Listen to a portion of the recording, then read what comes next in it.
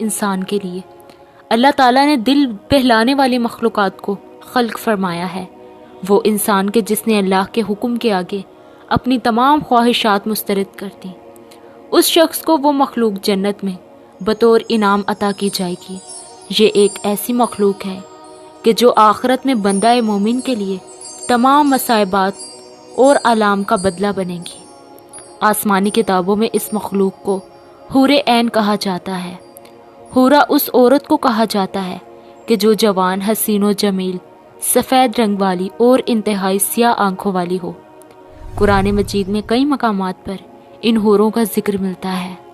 سورہ صفات میں اللہ نے فرمایا، نعمتوں والی جنت میں جنتی تختوں پر ایک دوسرے کے سامنے بیٹھے ہوں گے، جہاں شراب کے جام کا ان پر دور چل رہا ہوگا، جو پینے میں شفاف اور لذیذ ہوگی، جسے پینے سے نہ سر درد ہوگا اور نہ ہی اس کے پینے سے وہ بہکیں گے، اور ان کے پاس نیچی نظروں اور بڑی بڑی کالی آنکھوں اور لمبے بالوں والی حوریں آئیں گی، ایسی نازک کہ جیسے انڈے کے چھلکے کے نیچے جھلی ہو۔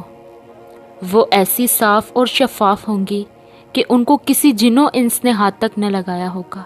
ان کی آنکھیں ویسی ہوں گی کہ جیسے چمکتے ہوئے ہیرے اور موتی۔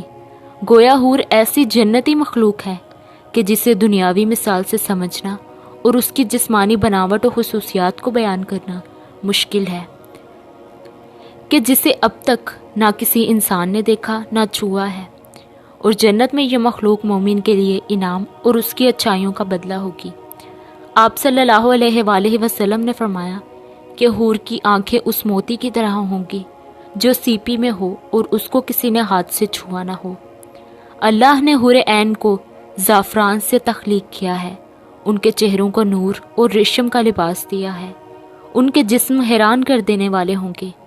روایات سے پتہ چلتا ہے کہ حور کو پاؤں کی انگلیوں سے ٹہنوں تک زعفران سے بنایا گیا ہے، اس کی گردن چمکدار عنبر سے تیار کی گئی ہے اور سر تک کا حصہ کافور سے بنایا گیا ہے۔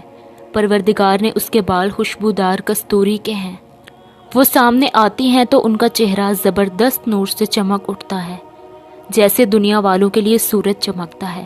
ان کا لباس جلد کی باریکی سے دکھائی دیتا ہے۔ اگر حور اپنی ہتھیلیوں کو آسمان و زمین کے سامنے ظاہر کر دے تو تمام مخلوقات اس کے حسن کے دیوانی اور قائل ہو جائے گی، اور اگر وہ اپنا چہرہ ظاہر کر دے تو اس کے حسن سے آسمان و زمین کے درمیان موجود تمام چیزیں جگمگا اٹھیں گی۔ روایات کے مطابق جنت الفردوس اور جنت العدن کے درمیان میں ایسی حوریں موجود ہیں کہ جو جنت کے گلاب سے پیدا کی گئی ہیں، وہ کبھی سوتی نہیں، وہ ہر طرح سے پاک ہوں گی۔ حوروں کی بھی کئی اقسام ہیں اور نسلیں ہیں۔ جنت کے الگ الگ درجوں میں تخلیق حوریں الگ الگ قسم کی ہیں، جیسا کہ حضرت ابن عباس نے فرمایا کہ جنت میں ایک نہر ہے کہ جس کا نام بیدخ ہے، اس نہر کے نیچے حوریں اگتی ہیں اور خوبصورت آواز میں قرآن مجید کی تلاوت کرتی ہیں اور اللہ کی حمد و ثنا بیان کرتی ہیں۔ جنت میں جنتی اس نہر کے پاس جب پہنچیں گے تو وہ حوریں انہیں دیکھیں گی، بس جب کوئی شخص اس سے ہاتھ ملائے گا تو وہ اس کے پیچھے چل دیں گی اور اس کی جگہ پر ایک اور حور اگ جائے گی۔ اسی طرح جنت میں موجود مختلف اقسام کی حوروں کا مختلف جنتی نام ہے، مثلاً خیرہ اور عینہ نامی حور، جس کے مطابق روایتوں میں آتا ہے کہ ان کے ارد گرد 70,000 خدمتگار لڑکیاں چلتی ہیں اور جو پرہیزگار بندوں کو خود جنت میں تلاش کرتی پھرتی ہیں۔